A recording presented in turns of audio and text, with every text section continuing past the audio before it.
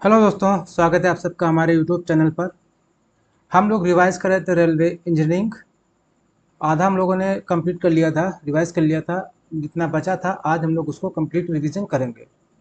जिसे भी ये नोट्स चाहिए होंगे वो हमारा टेलीग्राम चैनल है, टेक्निकल स्केल सिविल के नाम से।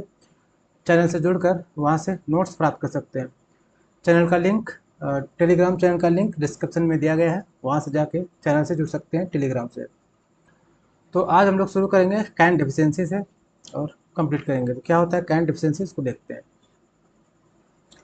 Can deficiency becomes an inevitable consideration on a main line and branch line moving in same direction। Can deficiency एक इनविटेबल कंसिडरेशन बन जाती है जब हमारी मेन लाइन और ब्रांच लाइन सेम डायरेक्शन में मूव कर रही होती है। उसके लिए फार्मूला है, कैन डेफिशिएंसी के लिए फार्मूला है x1 माइनस एक्स है। Cant deficiency is equal to x1 minus x है। ई थ्योरेटिकल इज इक्वल टू होता है ई actual plus capital D. Cant deficiency है, कैपिटल डी कैन डेफिशिएंसी है।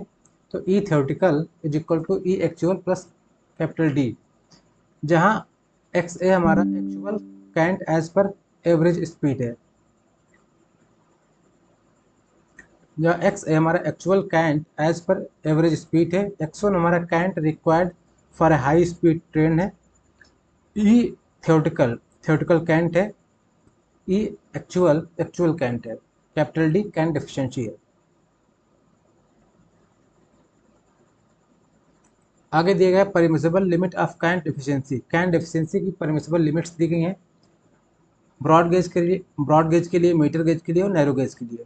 तो ब्रॉड गेज के लिए permissible limit of cant deficiency 7.6 centimetre होती है। जब स्पीड 100 किलोमीटर पर आवर से कम है तब ब्रॉड गेज के लिए कैंट डेफिशिएंसी 7.6 सेंटीमीटर होती है परमिसिबल लिमिट। अगर स्पीड 100 किलोमीटर पर आवर से ज़्यादा है तब कैन डेफिशिएंसी की परमिसिबल लिमिट 10 सेंटीमीटर होती है। मीटर गेज के लिए 5.1 सेंटीमीटर, नैरो गेज के लिए 3.8 सेंटीमीटर। नेक्स्ट पॉइंट है permissible maximum permissible value of super elevation यानी ई मैक्स। तो ब्रॉड गेज के लिए ई मैक्स की वैल्यू होती है 16.5 सेंटीमीटर जब स्पीड हमारी ट्रेन की 120 किलोमीटर पर आवर से कम है। जब ट्रेन की स्पीड 120 किलोमीटर पर आवर से कम है तो ब्रॉड गेज के लिए ई मैक्सिमम की वैल्यू होती है 16.5 सेंटीमीटर। अगर ट्रेन की स्पीड 120 किलोमीटर पर आवर से ज़्यादा है तो ई मैक्स की वैल्यू 18.5 सेंटीमीटर होती है। मीटर गेज के लिए ई मैक्स होता है 10 सेंटीमीटर, नैरो गेज के लिए 7.6 सेंटीमीटर ई मैक्स की वैल्यू होती है।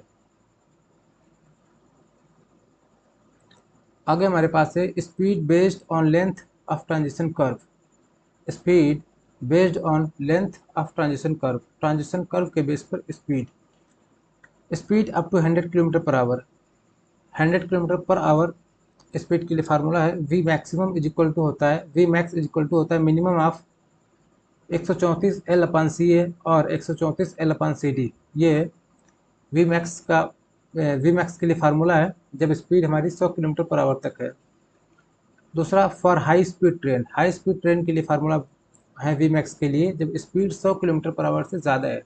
तो वी मैक्स के लिए फार्मूला होता है V max is equal to minimum of 198 L upon C है या 198 एल अपन सी डी, जहाँ एल हमारा लेंथ ऑफ ट्रांजिशन कर्व है सी ए एक्चुअल कैंट है, सी डी कैंट डिफिशिएंसी है। आगे हमारे पास है relation between radius and degree of curve. Relation between radius and degree of curve, degree of curve और रेडियस के बीच में क्या रिलेशन उसको देखते हैं। तो capital D is equal to होता है 1720 बटे capital R for 30 metre chain. 30 metre chain के लिए रेडियस और डिग्री के बीच में जो रिलेशन होता है वो होता है डी इज इक्वल टू 1720 बटे आर। 30 मीटर चेन के लिए 20 मीटर चेन के लिए फार्मूला होता है capital D is equal to 1150 पर अपन कैपिटल आर।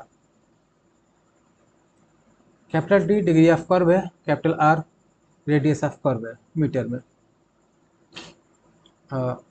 आगे दिए गए track maximum degree of curve कितना होगा, अलग अलग गेज के लिए मिनिमम रेडियस कितनी होगी। तो ब्रॉड गेज के लिए maximum degree of curve 10 degree होता है, मिनिमम रेडियस 175 मीटर होती है। मीटर गेज के लिए maximum degree of curve 16 degree होता है। मिनिमम रेडियस 169 मीटर होती है। नैरो गेज के लिए maximum degree of curve 40 degree होता है। मिनिमम रेडियस 44 मीटर होती है। नोट पॉइंट है, versine of curve is equal to होता है एल स्क्वायर अपन 8r, जहाँ एल हमारा लेंथ ऑफ कॉर्ड है और आर हमारा रेडियस ऑफ कर्व है।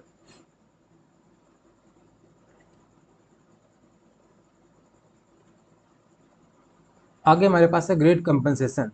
ग्रेड कंपनसेशन अलग अलग गेज के लिए क्या फार्मूला होता है ग्रेड कंपनसेशन के लिए, उसको देखते हैं। तो एक साइड गेज दिया गया है, दूसरी साइड परसेंटेज पर डिग्री ऑफ कर्व दिया गया है। तो ब्रॉड गेज के लिए ग्रेड कंपनसेशन होता है 0.04 परसेंटेज। ब्रॉड गेज के लिए 0.04 परसेंटेज या 70/r। मीटर गेज के लिए ग्रेड कंपनसेशन होता है 0.04% और 17/r, यानी ब्रॉड गेज और मीटर गेज के लिए सेम होता है। नैरो गेज के लिए चेंज होता है। नैरो गेज के लिए ग्रेड कंपनसेशन होता है 0.03% और 52.5 अपन कैपिटल आर, या 0.02% और 35/r। आगे पॉइंट हमारे पास है सुपर एलिवेशन या कैंट। सुपर एलिवेशन या कैंट के लिए फार्मूला होता है, सुपर एलिवेशन या कैंट के लिए फार्मूला होता है is equal to capital G V square upon 127 R. Is equal to G V square upon 127 R. Equilibrium cant के लिए फार्मूला होता है, इक्विलिब्रियम कैंट के लिए फार्मूला होता है is equal to G V average का square upon 127 R. Equilibrium cant के लिए फार्मूला होता है is equal to G V average का स्क्वायर अपन 127 आर, जहाँ जी हमारा गेज डिस्टेंस है mm में, जहाँ जी हमारा गेज डिस्टेंस है mm में। कैपिटल वी यानी वी kmph जो स्पीड है किलोमीटर पर आवर में है। आर रेडियस ऑफ कर्व है। वी एवरेज एवरेज स्पीड है। सुपर एलिवेशन के लिए फार्मूले हो गए। आगे हमारे पास है इक्विलिब्रियम और एवरेज स्पीड, इसके लिए फार्मूला है इक्विलिब्रियम और एवरेज स्पीड के लिए फार्मूला। अगर स्पीड 50 किलोमीटर पर आवर से ज़्यादा है, अगर स्पीड 50 किलोमीटर पर आवर से ज़्यादा है तो वी एवरेज के लिए फार्मूला है V average is equal to होता है minimum of 3/4 into V maximum. V average is equal to the minimum of 3/4 into V max. Safe speed by Martin's formula, safe speed by Martin's formula है। अगर speed 50 kilometre per our से कम है, अगर speed 50 kilometre per our से कम है तो we average equal to होता है मिनिमम ऑफ वी मैक्स, यानी safe speed by Martin's formula. Safe speed by Martin's formula V average equal to minimum of V max, minimum of V max.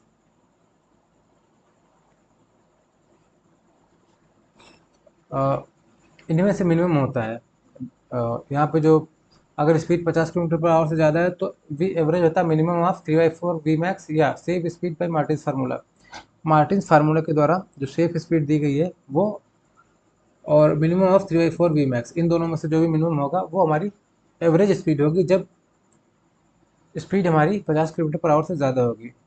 अगर 50 kilometre per our से कम speed है तो average speed जो होगी वो minimum of V max safe speed by Martin's formula. Martin's formula के द्वारा जो सेफ स्पीड निकाली जाएगी और मिनिमम होगा जो वी मैक्स की, उन दोनों में से जो वी मैक्स उन दोनों में से जो मिनिमम होगा वो हमारी एवरेज स्पीड होगी। आगे weighted average method. Weighted average method V average equal to होता है n1 v1, we average equal to होता है n1 v1 plus n2 v2 plus dot vn nn vn, या n1 plus n2 plus dot nn तक। Summation of n into V upon summation of n, जहाँ n1 n2 are the number of trains, जहाँ n1 n2 number of trains है running at speeds v1 v2 speed है।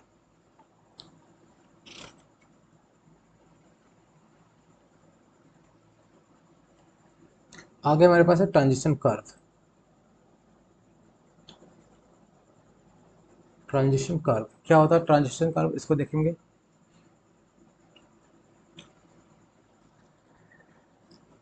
Transition curve is a easement curve which is a curve of varying radius throughout of its length. It is usually provided in a shape of cubic parabola at each ends of circular curve. Transition curve एक easement curve है which is curve of varying radius, यानी transition curve पर varying radius यानी radius vary करती रहती है in a shape of cubic parabola. Cubic parabola shape में जो रेडियस है वेरी करती रहती है ट्रांजिशन कर्व में। It is usually provided in a shape of cubic parabola. Cubic parabola के शेप में इसको यूजली प्रोवाइड किया जाता है eight ends of circular curve के एंड पे। सबसे पहला होता है टेंजेंट पे सर्कुलर कर्व, फिर tangent. Comparison of different types of sleepers, आगे दिया गया है comparison of different types of sleepers, अलग अलग टाइप के स्लीपर्स का कंपैरिजन दिया गया है, इसको देख लेते हैं क्या होता है। फर्स्ट कॉलम में प्रॉपर्टी है, फिर है वुडन स्लीपर, उसके बाद सियाई स्लीपर, उसके बाद स्टील स्लीपर, उसके बाद कोन स्लीपर। प्रॉपर्टीज़ क्या है, कॉस्ट या स्लीपर, लाइफ, मेंटेनेंस, इलास्टिसिटी और स्क्रैप वैल्यू। तो वुडन स्लीपर की कॉस्ट लो होती है, लाइफ 10 से 15 साल फॉर अनट्रीटेड अगर वुडन स्लीपर हैं तो 10 से 15 साल, अगर ट्रीटेड हैं तो 20 से 25 साल। Maintenance cost higher than other sleepers, maintenance cost ज़्यादा होती है अदर स्लीपर्स की तुलना में। इलास्टिसिटी गुड होती है, स्क्रैप वैल्यू वेरी लेस होती है। सीआई स्लीपर कॉस्ट मीडियम होती है, लाइफ होती है 35 से 40 साल। मेंटेनेंस कॉस्ट मिनिमम होती है, elasticity not very good, elasticity अच्छी नहीं होती है, स्क्रैप वैल्यू हाईएस्ट होती है। फिर आते हैं स्टील स्लीपर्स, कॉस्ट हाई होती है, लाइफ 35 से 50 साल, मेंटेनेंस मॉडरेट होता है, elasticity not very good, scrap value next to C I, यानी सी आई स्लीपर्स के बाद में इसकी जो है स्क्रैप वैल्यू ज़्यादा होती है, मतलब ज़्यादा होती है या उससे कम होगी। Concrete sleeper depend upon design, cost कैसी होती है डिज़ाइन के हिसाब से तय होता है, लाइफ 40 से 60 साल, maintenance moderate, elasticity not good, और कंक्रीट की कोई भी स्क्रैप वैल्यू नहीं होती है।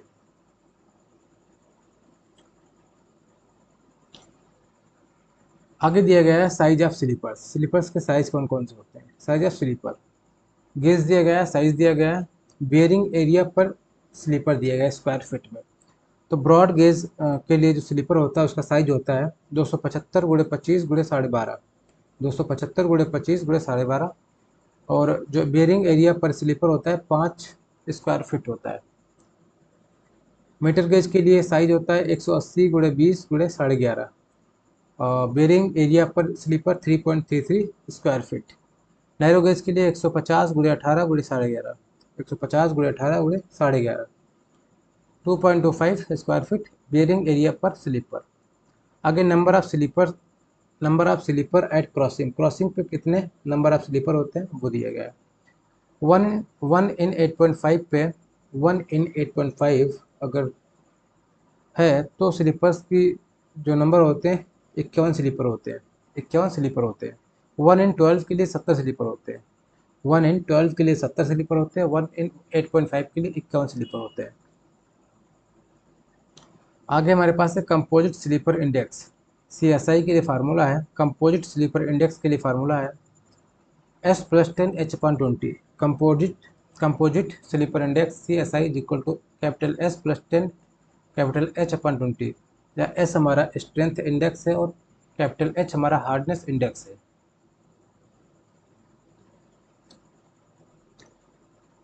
आगे हमारे पास दिया गया है minimum CI prescribed on Indian railways, minimum CSI prescribed on Indian railways. तो ट्रैक स्लीपर के लिए मिनिमम CSI 783 है, क्रॉसिंग स्लीपर के लिए 1352 है, ब्रिज स्लीपर के लिए 1455 है। आगे standard size of ballast for sleepers के लिए स्टैंडर्ड साइज ऑफ ब्लास्ट दिया गया है। Wooden and CI post sleeper, wooden and CI post sleeper के लिए जो ब्लास्ट है उसका साइज होता है 50 mm। CST9 and throw slippers के लिए 40 mm होता है। पॉइंट्स एंड क्रॉसिंग के लिए 25 mm होता है size of ballast. Points and crossing के लिए 25 mm।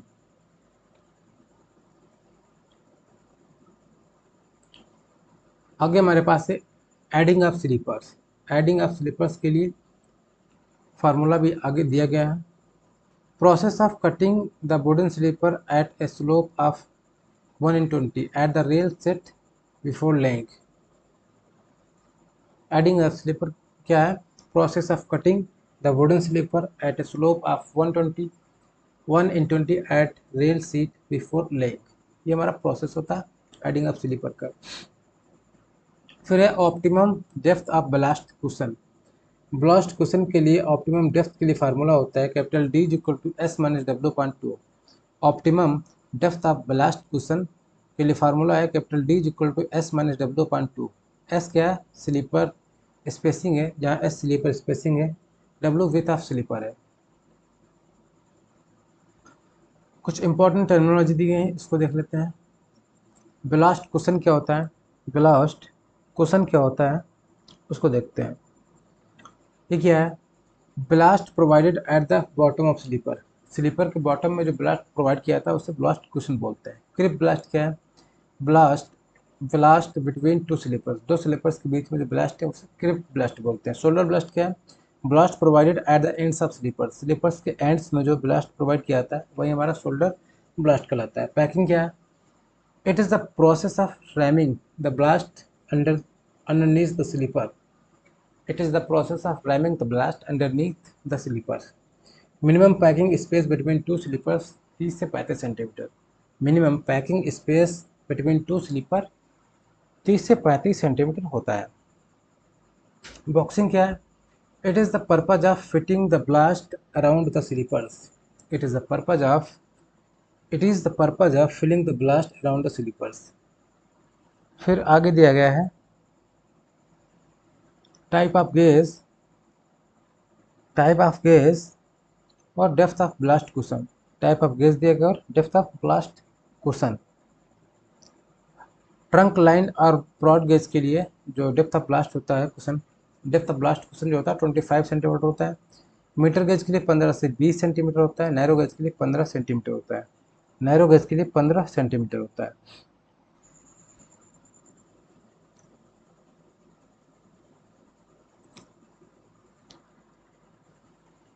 आगे दिया गया classification of spikes.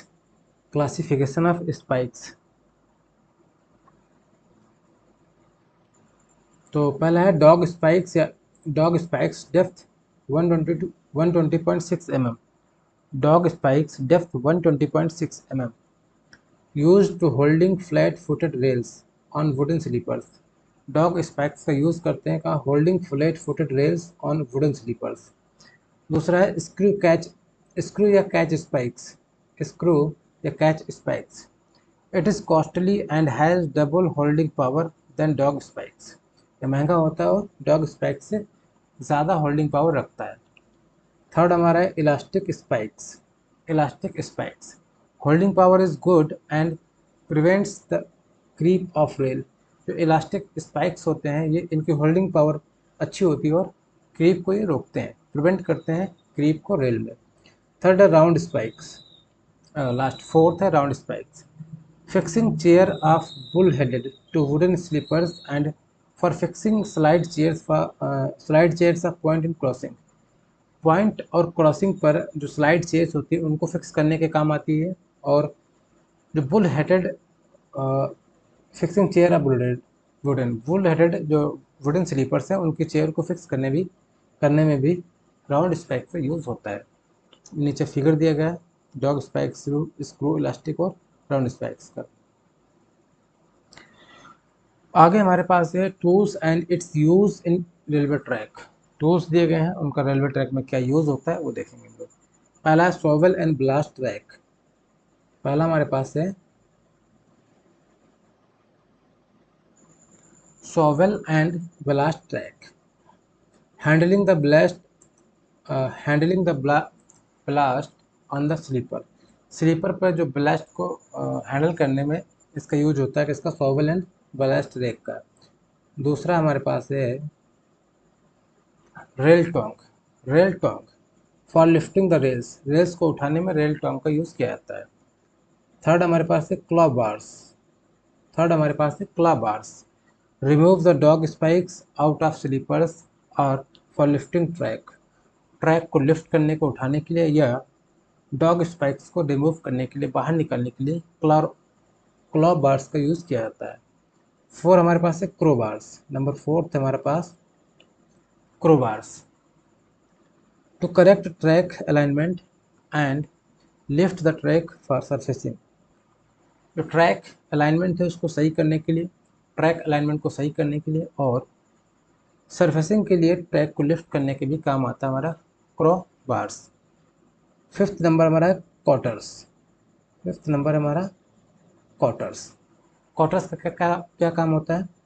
To connect C I sleepers to tie bars, bars को टाई करने के लिए और सी आई स्लीपर्स को कनेक्ट करने के काम आता है कॉटर्स।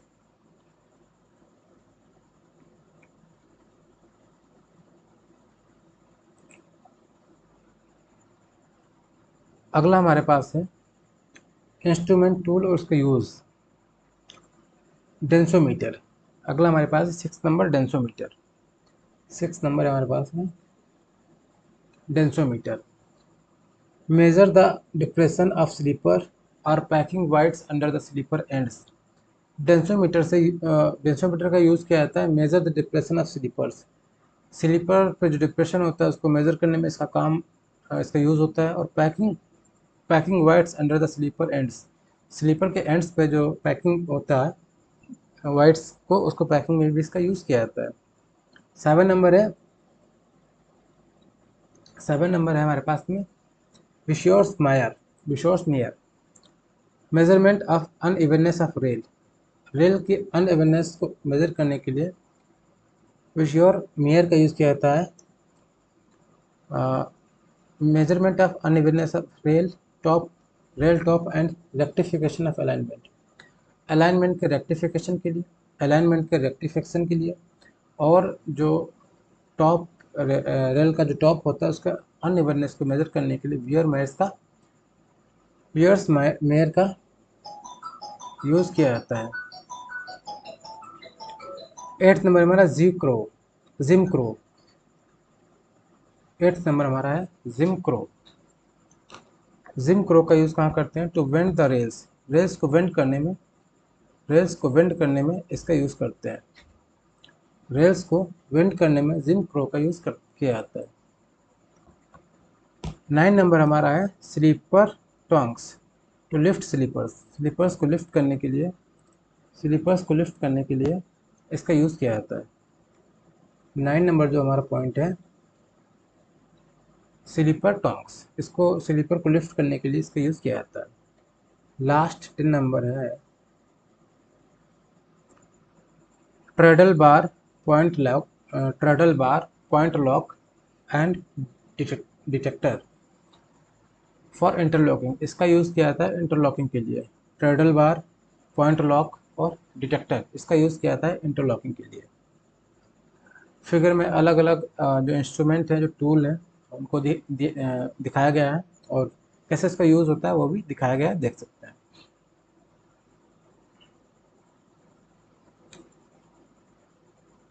आगे हमारे पास एक नोट पॉइंट है,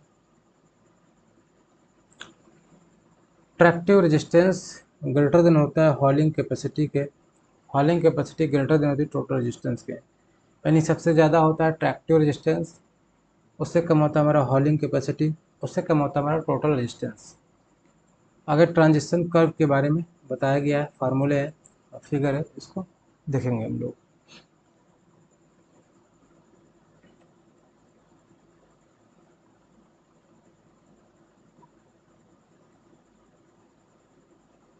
ट्रांजिशन कर्व,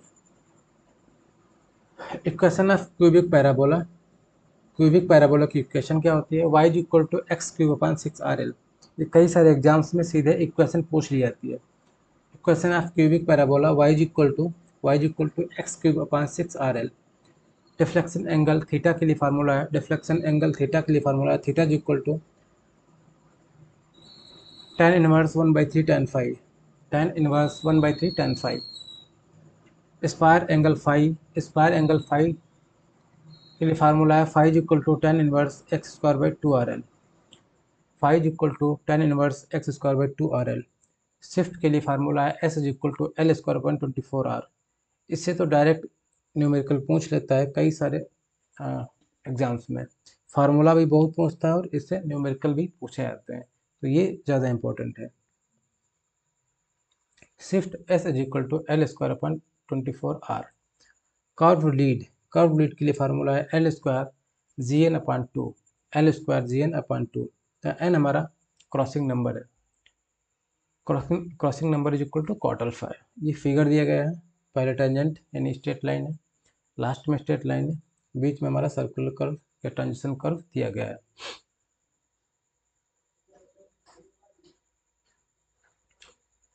आगे हमारे पास है length of transition curve as per railway code.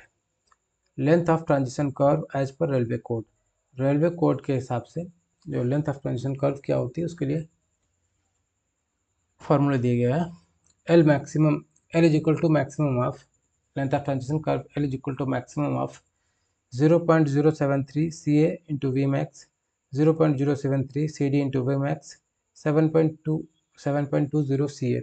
इनमें से जो भी मैक्सिमम होगा वही हमारा लेंथ ऑफ ट्रांजिशन कर्व होगी।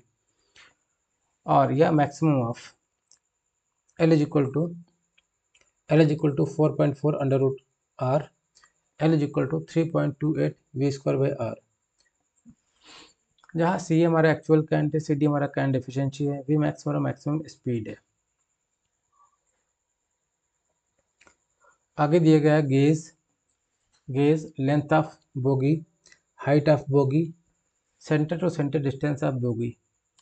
अलग अलग गेज के लिए लेंथ ऑफ बोगी क्या होगी, हाइट ऑफ बोगी क्या होगी और centre to centre distance of bogie क्या होगी। तो ब्रॉड गेज के लिए length of bogie 21,340 mm, height 40-25 mm, centre to centre distance 14,785 mm। Metre gauge के लिए 19,510 mm, length height 3355 mm, centre to centre distance 13,715 mm। Gauge widening on curves पर gauge widening के लिए फार्मूला है W E is equal to 13 bracket में B plus L का whole square upon capital R. W E is equal to 13 B plus L का whole square upon R centimetre में। Lap of flange के लिए formula है L is equal to 0.02 under root small H square plus capital D into small H, जहाँ B हमारा rigid wheel base है, small H हमारा depth of wheel flange below rail है, capital D हमारा wheel dia है।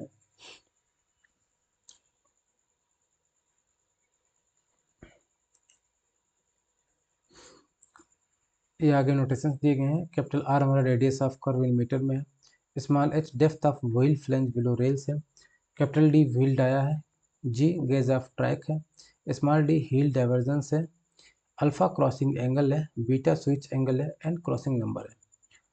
What is crossing lead? Crossing lead क्या होता है? It is the distance along the main track from the toe of switch to the theoretical nose of crossing. ये हमारा crossing lead होता है। It is the distance along the main track from the toe of switch to the theoretical nose of crossing।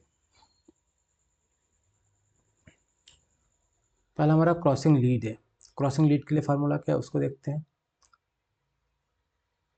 Crossing lead के लिए formula है L is equal to x cos alpha plus bracket में G minus D minus x sine alpha cot alpha plus beta by 2। ये crossing lead के लिए formula है, जहाँ L हमारा क्रॉसिंग लीड है, x distance from toe of switch है, G gauge of track है, स्मॉल डी हील डाइवर्जेंस है, अल्फा क्रॉसिंग एंगल है, बीटा स्विच एंगल है। This is general formula for crossing lead. Crossing lead के लिए एक general formula है। Curve lead के लिए फार्मूला होता है क्या, उसको देखते हैं। कर्व लीड के लिए फार्मूला है curve lead is equal to G N plus G under root 1 plus N square is equal to 2 GN। Curve limit के लिए फॉर्मूला 2 GN भी होता है अप्रॉक्सीमेट, जहाँ जी हमारा गेज ऑफ ट्रैक है, एन नंबर ऑफ क्रॉसिंग है या क्रॉसिंग नंबर है। For practical purpose curve lead 2 GN। अगर प्रैक्टिकल पर्पज के लिए फार्मूला लिया जाए तो curve lead is equal to होता है 2 GN। रेडियस के लिए फार्मूला होता है R is equal to R naught minus G by two. R is equal to R naught minus G by two, जहाँ आर नॉट के लिए फार्मूला है, आर जीरो के लिए फार्मूला है R zero R not is equal to G minus D minus x sine alpha upon cos beta minus cos alpha, जहाँ R हमारा जो है radius of turn out curve है, R radius of turn out curve है, और R not या R zero radius to centre line है। Crossing lead के लिए फार्मूला दिया गया है, क्रॉसिंग लीड के लिए फार्मूला है L is equal to G minus D into cot alpha plus beta by two. Also crossing lead is equal to होता है curve lead minus switch lead. Crossing lead is equal to curve lead minus switch lead, यानी curve lead में से अगर switch lead को minus कर देंगे तो हमारा क्रॉसिंग लीड आ जाएगा।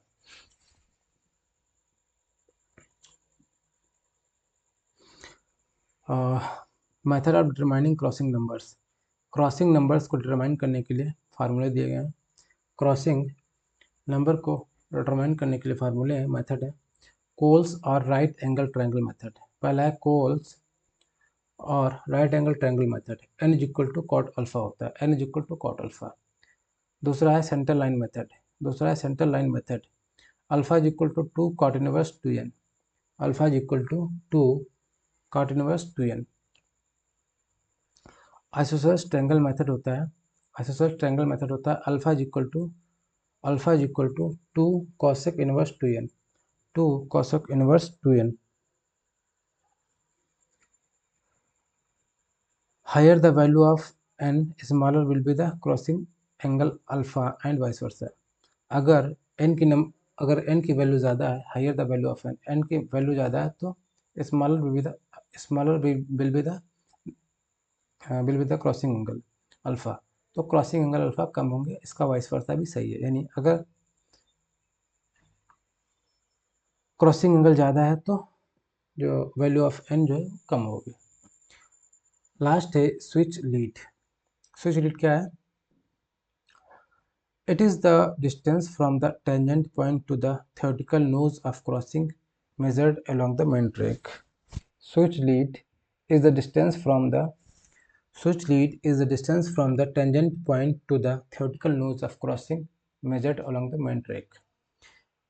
स्विच लीड के लिए फार्मूला है S L is equal to under root 2 RC into D, 2 RC into D. R C के लिए फार्मूला है R C is equal to R C suffix में is equal to 1.5 G plus 2 GN square। RC is equal to 1.5 G plus 2 GN square। SL switch lead है, small D हिल divergence है, RC radius of curve है, G gauge of track है, N crossing numbers है। Note point क्या है? Switch lead increases with increase in hill divergence and radius.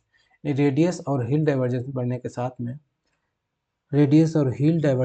के साथ switch lead increase होती है।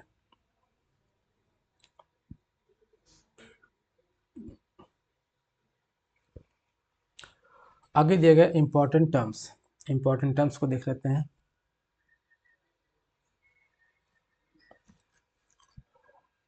फेसिंग डायरेक्शन क्या होता है? पॉइंट 1 है ये।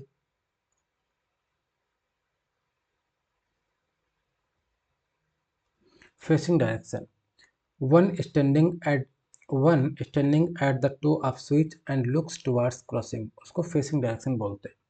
One standing at the toe of switch and looks towards crossing. Point 2 क्या है? Trailing direction. पॉइंट 2 हमारा है trailing direction, one standing at the crossing and looks towards the switch. One standing at the crossing and looks towards the switch, उसको बोलेंगे trailing direction.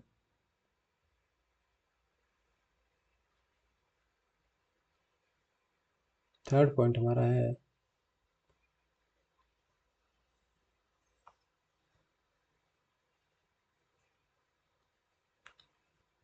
Facing point on turn out, facing point on turn out, facing point of turn out, facing point of turn out. Train passes over switch first and then crossing. अगर train पहले switch को cross कर रही है उसके बाद crossing को pass कर रही है, अगर ट्रेन पहले स्विच को क्रॉस कर रही है उसके बाद क्रॉसिंग को पास कर रही है तो उसको बोलते हैं facing point of turn out. फोन नंबर है trailing point of turn out, trailing point of turn out. Train passes over crossing first and then switch. अगर ट्रेन पहले क्रॉसिंग को पास कर रही है उसके बाद स्विच को तो उसको बोलते हैं trailing point of turn out. पहले क्रॉसिंग को अगर पास करेगी तो trailing point of turn out, अगर पहले स्विच को क्रॉस करेगी तो facing point of turn out.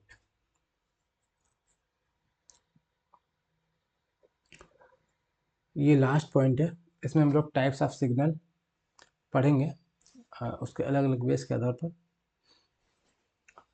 और इसी के साथ हमारा रेलवे इंजीनियरिंग खत्म हो जाएगा। तो पहला है operating types of signal based on operating characteristics, function characteristics, location characteristics, special characteristics. Operating गुण के बेस पे जो हमारे जो सिग्नल होते हैं वो पहले में, दूसरे में फंक्शन के आधार पर, तीसरे में लोकेशन के आधार पर, चौथे में स्पेशल। तो पहला है ऑपरेटिंग कैरेक्टरिस्टिक्स के आधार पर जो हमारा सिग्नल होता है तीन तरह का होता है। डिटोनेटिंग सिग्नल फॉर फॉग और audible, detonating signal, hand signal, fixed signal, ये हमारे ऑपरेटिंग कैरेक्टरिस्टिक्स सिग्नल होते हैं। डिटोनेटिंग सिग्नल, हैंड सिग्नल और फिक्स्ड सिग्नल। दूसरा है फंक्शन के हिसाब से चार तरह के होते हैं। स्टॉप और semaphore, semaphore Warner signal, function Warner signal, shunting signal, coloured light signal, ये हमारे फंक्शन के आधार पर होते हैं। स्टॉप और semaphore, Warner signal, shunting signal, coloured light signal. Location के आधार पर लोकेशन के आधार पर रिसेप्शन सिग्नल, आउटर सिग्नल या होम सिग्नल। दूसरा डिपार्चर सिग्नल, स्टार्टर सिग्नल या advance starter signal. Special characteristics के आधार पर होते हैं पांच तरह के। पहला रिपीटर और कोचिंग, रिपीटर और कोचिंग, रूटिंग और कोचिंग, कॉलिंग और calling on signal, point indicators, modified lower quadrant semaphore signal.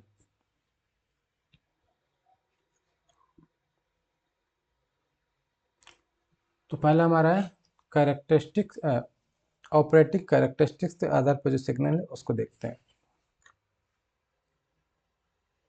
Detonating signal, पहला हमारा डिटोनेटिंग सिग्नल फॉग या ideal signal, used in fog और पुअर विजिबिलिटी, पुअर विजिबिलिटी या fog में इसका यूज किया जाता है। Given by explosive charge, once the driver once the driver of an approaching signal or obstruction, approaching signal या obstruction के लिए ड्राइवर को वार्न करता है। Given by explosive charge, fog signal man, जो फॉग सिग्नल मैन होता है वो एक्सप्लोसिव चार्ज के माध्यम से इसको देता है। दूसरा है hand signal, hand signal given by A signal man with hand flag या लैंप। हैंड सिग्नल जो है सिग्नल मैन के द्वारा हैंड फ्लैग या लैंप के द्वारा दिया जाता है। Red flag red light stop, red flag या रेड लाइट स्टॉप के लिए होता है। ग्रीन फ्लैग या ग्रीन लाइट प्रोसीड के लिए होता है। वाइट लाइट शंटिंग के लिए होती है, वाइट लाइट शंटिंग के लिए होती है। थर्ड है fixed signal, permanent signal fixed eight a definite location on A post या गैंट्री। जो परमानेंट सिग्नल होते हैं ये फिक्स होते हैं फिक्स लोकेशन पर। इंडिकेट्स एस्पेक्ट्स बाय आर्म और कलर्ड लाइट्स, इंडिकेट करते हैं एस्पेक्ट्स को बाय आर्म और कलर्ड लाइट से।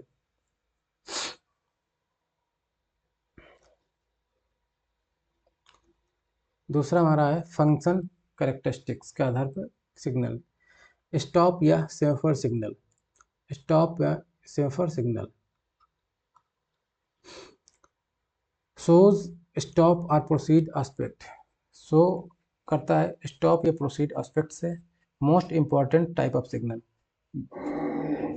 स्टॉप या सेमाफोर टाइप के सिग्नल जो होते हैं मोस्ट इंपॉर्टेंट सिग्नल होते हैं। ये सेमाफोर टाइप का सिग्नल है, ये कलर लाइट सिग्नल है। दूसरा है वार्नर सिग्नल। दूसरा है Warner signal. Once the driver in advance about the next stop signal is on position, automatically works with the stop signal generally placed 1.2 km in advance. Warner signal क्या होता है? Driver को जो है warn करता है नेक्स्ट स्टॉप के लिए, नेक्स्ट स्टॉप पोजीशन के लिए। Automatically works with the stop signal. ये 1.2 किलोमीटर पहले इसको प्लेस किया जाता है। थर्ड हमारा है सेंटिंग सिग्नल। सेंटिंग सिग्नल का यूज़ क्या है? यूज फॉर यार्ड या स्टेशन मूवमेंट। यार्ड और स्टेशन मूवमेंट के लिए इसका यूज़ किया जाता है। Allows movement with low speed for making and breaking of trains.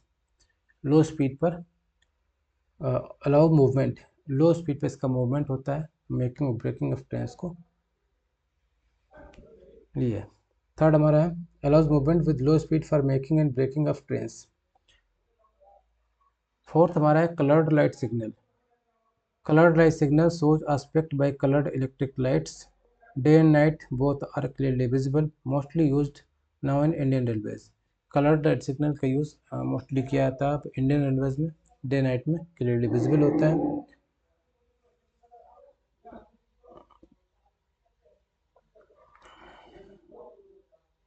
Third हमारा है लोकेशन कैरेक्टरिस्टिक्स। लोकेशन के गुण के आधार पर जो सिग्नल होते हैं।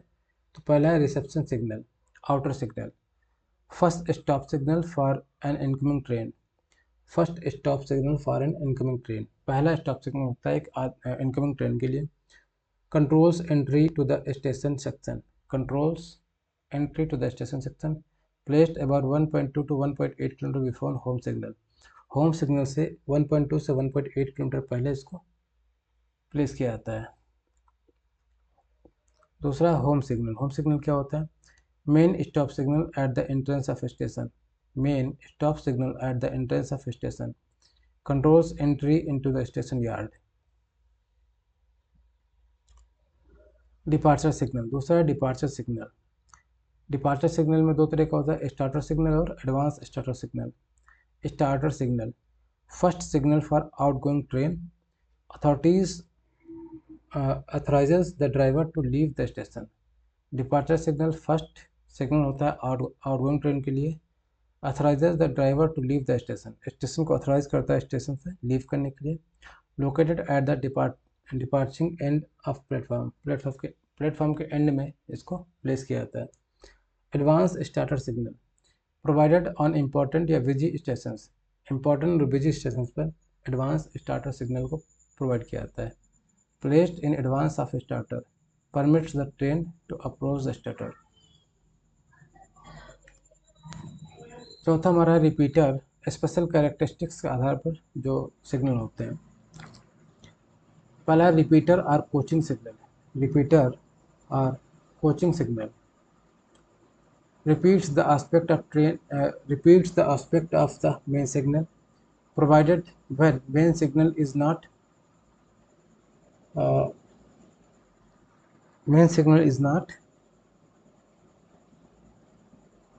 clearly visible। अगर मेन सिग्नल क्लियरली विजिबल नहीं होता तो उसको प्रोवाइड किया जाता है। दूसरा रूटिंग और कोचिंग सिग्नल। रूटिंग और कोचिंग सिग्नल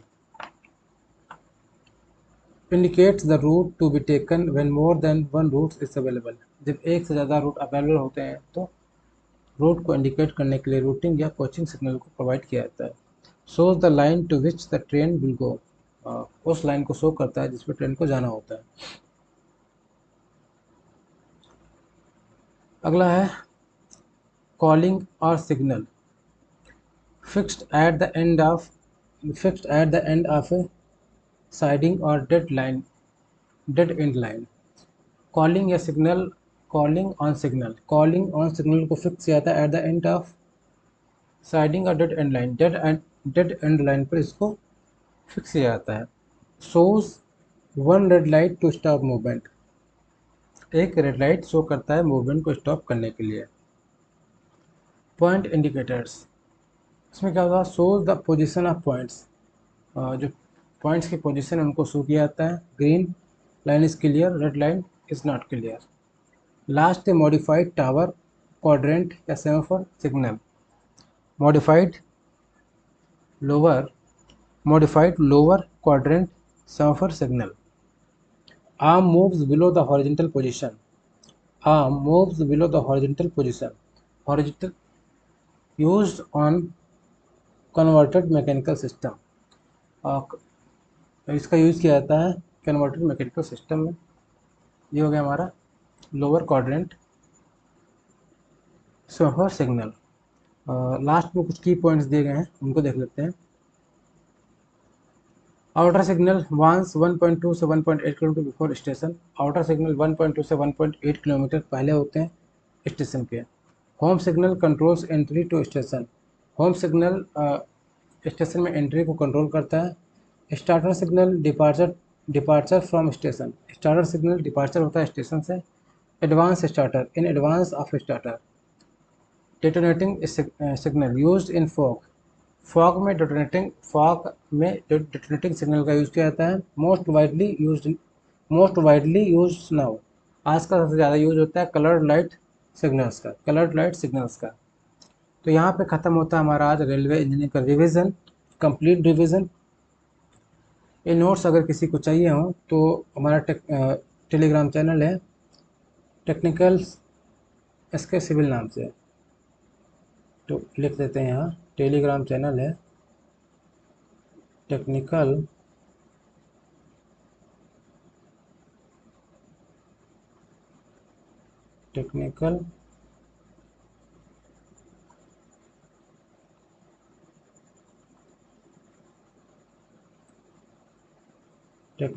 एसके